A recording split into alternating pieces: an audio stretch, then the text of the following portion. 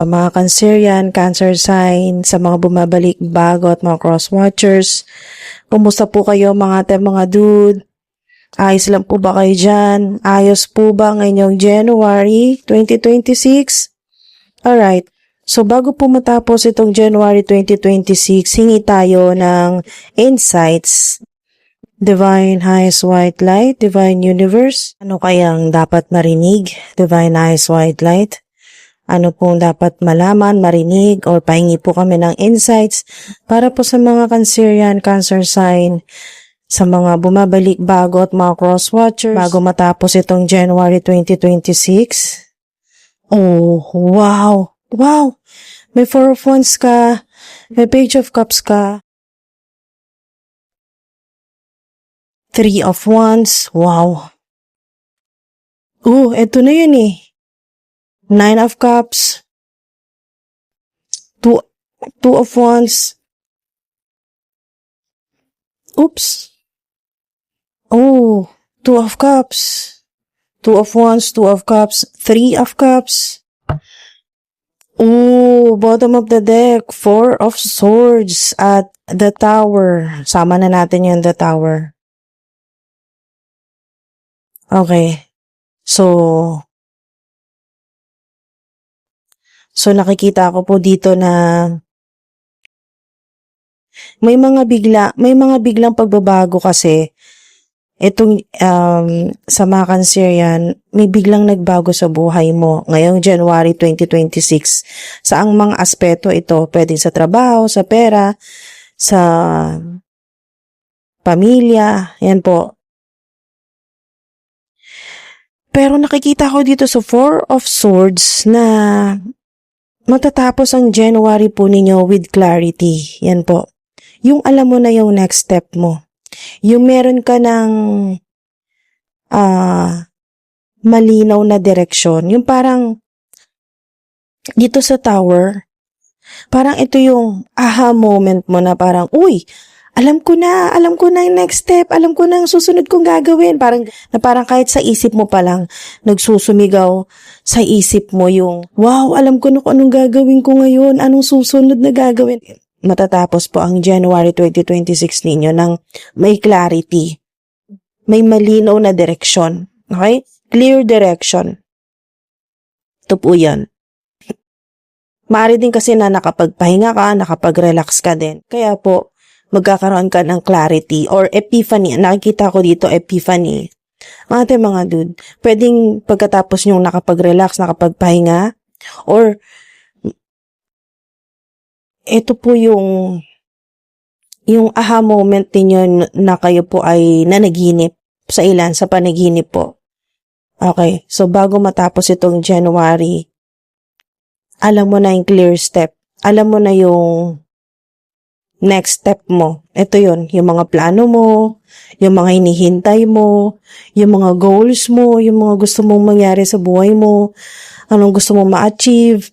Puro success cards po ito, mga dude. Inspirasyon, paniniwala sa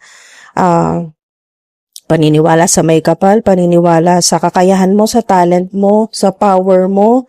Wow, justice, balance, grounded. First steps, next steps. Ano yung first steps or next steps mo ngayong January bago matapos itong January? Wow.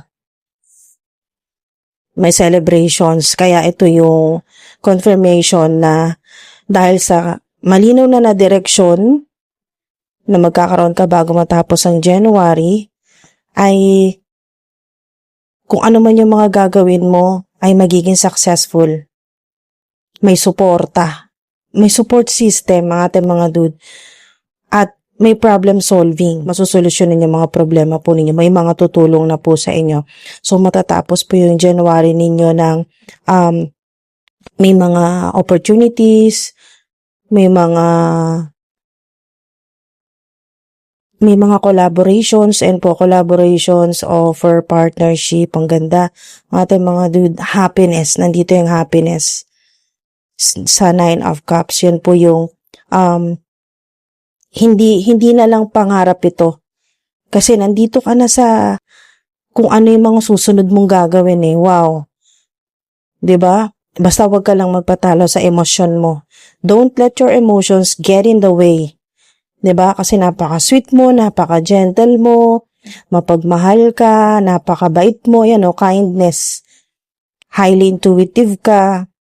Yan po, mga dude. Kaya minsan, or madalas, mga dude, kaya nagte-take advantage naman yung mga tao na nasa paligid mo kasi nga, masyado kang mabait, masyado kang mapagbigay, mabait, yan po, gentle, napaka-sweet, yan po. Pero, mga dude, bago matapos ang January 2026, may darating din sa buhay po ninyo na ganun din. Pareho din ang ugali mo. Yan po. Yun nga lang, ang advice lang sa'yo dito ay don't let your emotions get in the way. Alright? So, hingi tayo ng mga lucky numbers.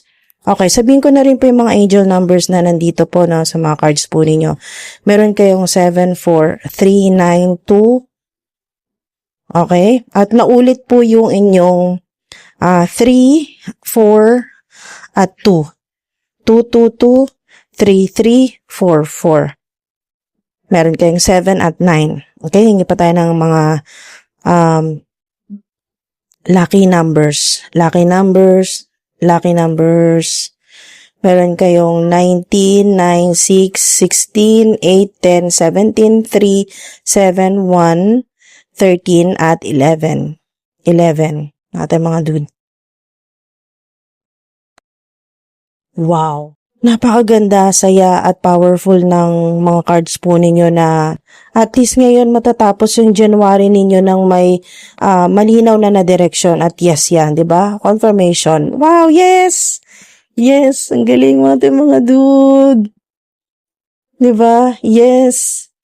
Matatapos ang January po ninyo na may clarity. Alam mo na kung ano yung next step or next steps at mas malinaw na sa'yo talaga yung direksyon kung saan ka patungo. At mga dude, di ba? Wow, tinan yung advice sa inyo, give it all you've got. Give it all you've got. Di ba? Itodo mo na kung ano yung kaya mo bago matapos ang January 2026. Give it all you've got.